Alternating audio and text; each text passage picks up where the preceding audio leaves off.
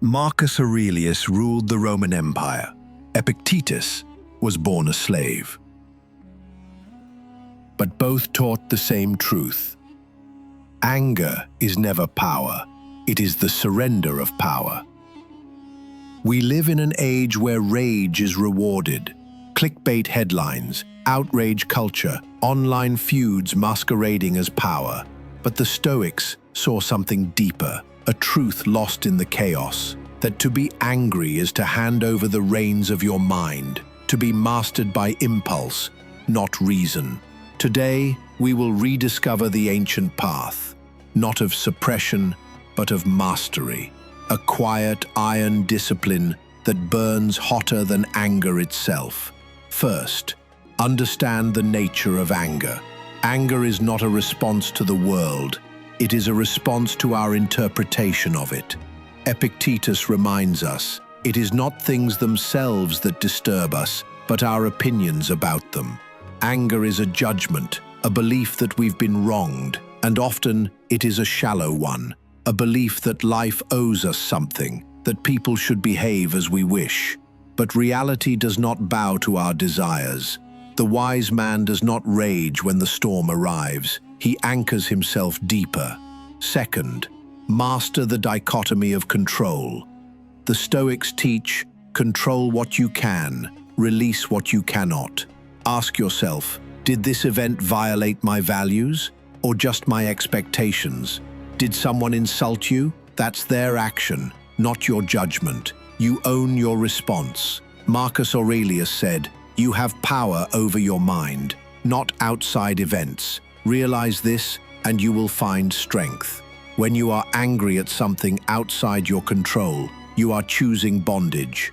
True freedom is not the ability to lash out. It's the strength to remain unmoved by what is not yours to command. Third, use the Stoic pause.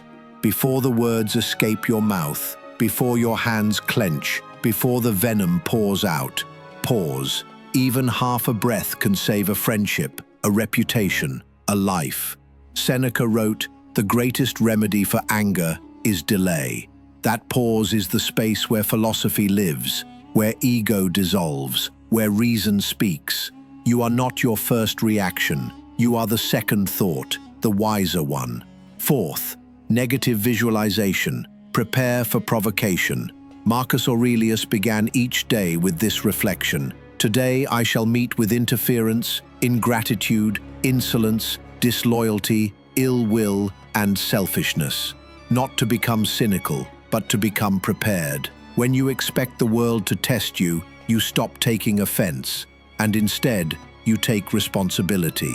The traffic jam, the rude co-worker, the betrayal, none of it catches you off guard. You have trained for this. Anger is surprise, calm is preparation. Fifth, practice Amor Fati.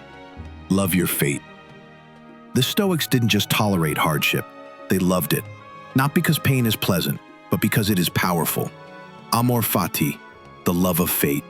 When you can look at adversity and say this too is fuel for my fire, you no longer burn with rage, you burn with purpose.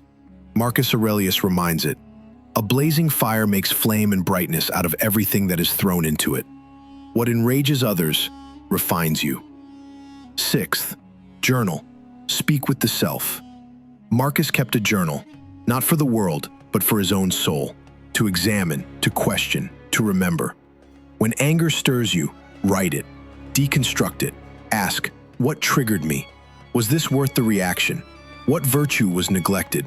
In writing, you slow the fire. You see the emotion without being it. Over time, your journal becomes a mirror, and what you see is a man becoming unshakable. Seventh, see the bigger picture. Memento Mori. Remember, life is short. A year from now, will this moment still matter? On your deathbed, will you regret that you didn't scream back, or that you didn't take the bait? Or will you regret being a slave to every flame that passed through you? Memento Mori.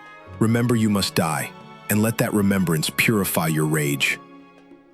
Final reflection. You are not made for wrath. You are made for reason, for discipline, for peace. The Stoics never told you not to feel. They taught you to lead your feelings, like a charioteer leads wild horses. The world will still provoke you, but your soul will no longer be provoked. Not because you have silenced emotion, but because you have mastered it. And in that silence, you will find strength.